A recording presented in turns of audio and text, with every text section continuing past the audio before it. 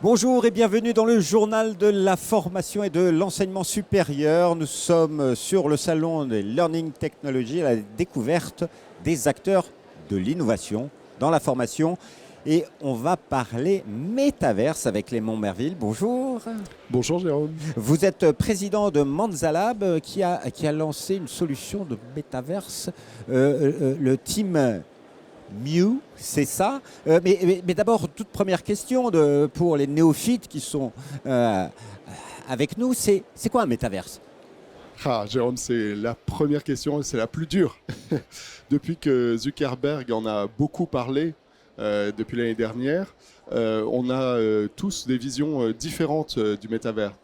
Or, un métavers, c'est tout simplement un univers virtuel 3D avec des avatars qui est persistant, c'est-à-dire dans lequel on peut se retrouver à n'importe quelle heure du jour ou de la nuit. D'accord. Et votre solution, Timio, se différencie en quoi?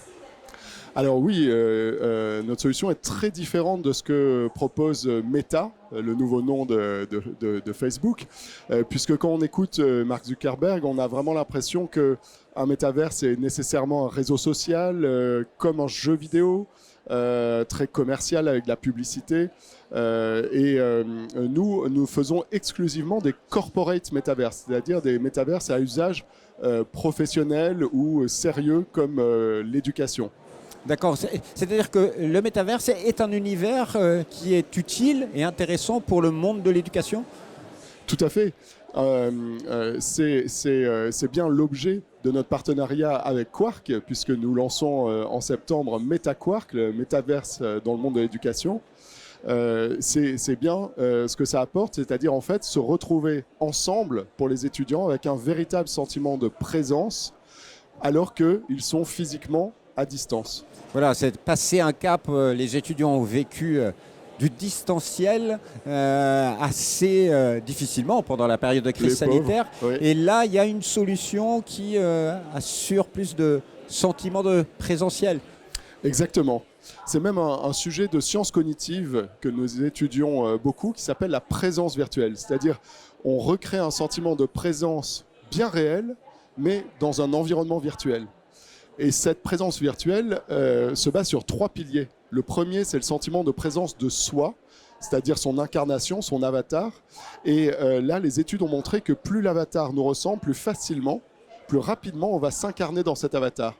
C'est pour ça que dans notre solution TeamU, entre parenthèses qui veut dire We Meet, écrit à l'envers, à partir d'une simple photo, on recrée un avatar 3D photoréaliste. Alors, mais par exemple, dans cet univers de la formation, qu'est-ce que cela permet? Parce que bien sûr, on est ensemble, mais voilà, par exemple, dans le MetaQuark, qu'est-ce que les étudiants, les écoles, les universités pourraient trouver et qu'est-ce que c'est concrètement?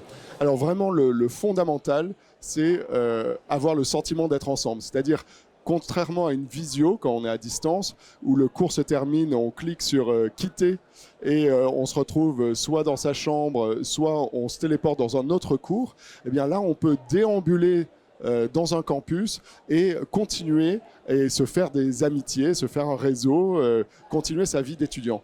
Ça, c'est le premier point. Le deuxième point, c'est que nous pouvons créer autant d'espace de travail que nous le souhaitons. C'est l'avantage du virtuel. Et donc, chaque professeur peut avoir avec chaque groupe d'étudiants un espace dédié qu'il personnalisera au cours de l'année. D'accord, c'est-à-dire c'est un monde virtuel où il y a des salles de cours, des amphis, des salles de TD et des petits groupes de conférences. On peut, voilà. Exactement, tout ça. Mais ce que j'ai ajouté là, c'est que chaque prof va avoir avec chaque étudiant sa salle de cours.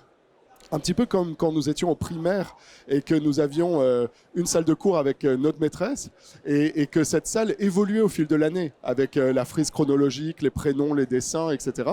Eh bien ça, on peut désormais le faire dans le supérieur. Merci beaucoup Clément Merville pour nous avoir fait découvrir le métaverse et le MetaQuark. Alors si vous voulez en savoir plus, deux sites internet, bien sûr pour le MetaQuark, quark.education, et pour en savoir plus sur TeamU et Manzalab, manzalab.com. Merci à vous de nous avoir suivis. On se retrouve bientôt pour un nouveau journal. Au revoir.